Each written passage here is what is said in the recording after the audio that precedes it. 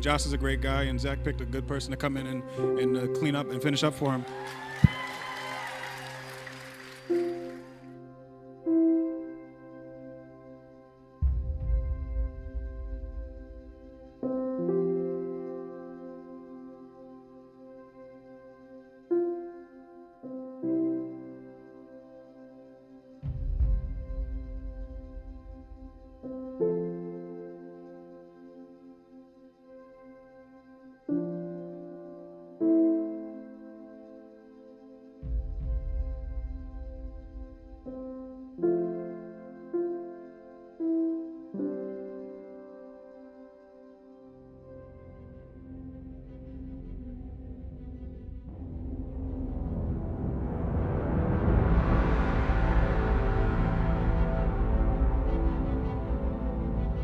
I went to the Batman vs. Superman premiere, and I saw Zack and everybody, they were like, hey man, looking forward to seeing you in London. And it was maybe the next week after the premiere, I think they rebooted the script of the Josstice League. They wrote, the character didn't survive that cut, that version.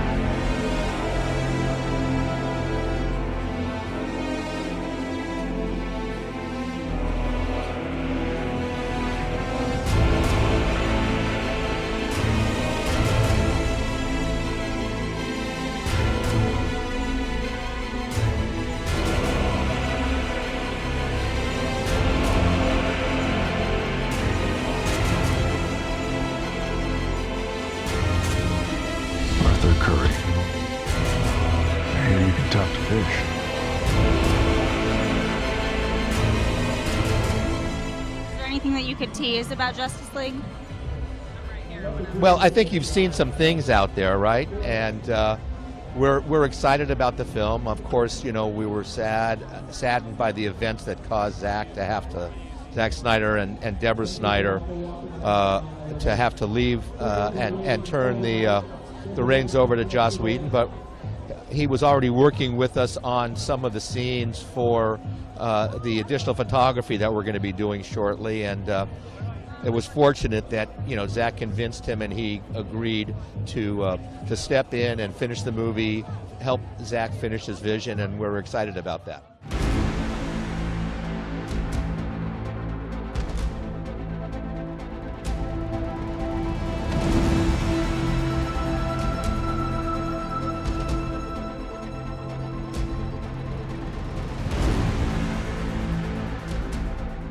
I wasn't there, it was a completely different team, and they actually reshot, I think, 55 days.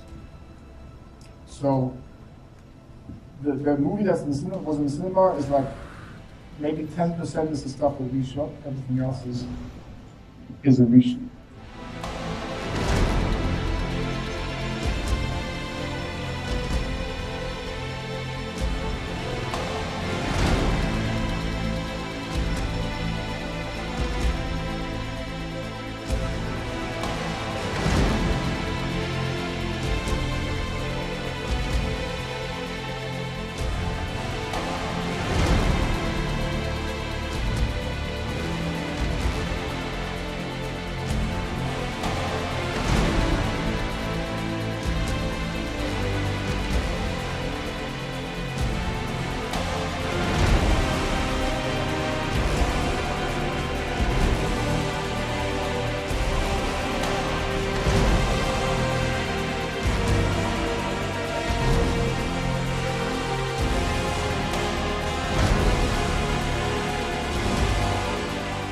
When it comes to Johns, this is coming from somebody that literally said on the Wonder Woman 84 set, hey, how about we release a Snyder Cut?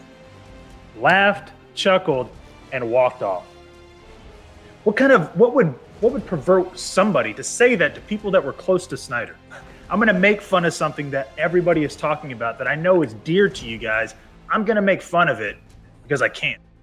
The special effects guys said that there was like a fair amount of trashing Zack's version of the movie on set by Joss, but that he would kind of like cut down, dismiss, and be negative about Zack's version, which he had seen and all these people had made together without him and stuff. And so the guy had said that it was kind of uncomfortable on set. The people that he was talking to about not liking that version of the movie were all people that had made that version of the movie. Right. So that, I think, is probably the unprofessional thing. Like, you don't do that, like, especially if you came in to, help out during a bad moment in the director's life and stuff. But that's hearsay. That ain't fucking fact or news. That's just what somebody told me. But it does kind of line up with this.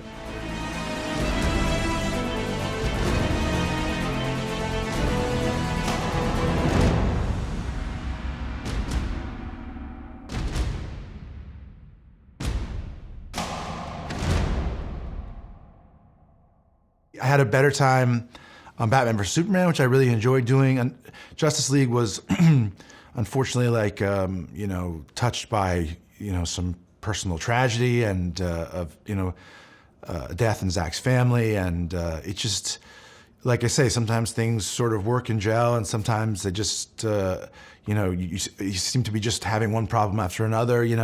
I really loved Batman vs Superman, and Chris wrote on it, and I really love Zack, and I love putting on the costume. Tonight, so excited to have you here. One last thing, is there anything that you want to say to the fans before they see this movie soon? Wow, what can I say? Being a fan myself, I was excited to see this movie. I'm excited to see it again tonight. You guys are going to love it. Go in there and enjoy the ride, enjoy the experience, because you're going to see your favorite superheroes come to life.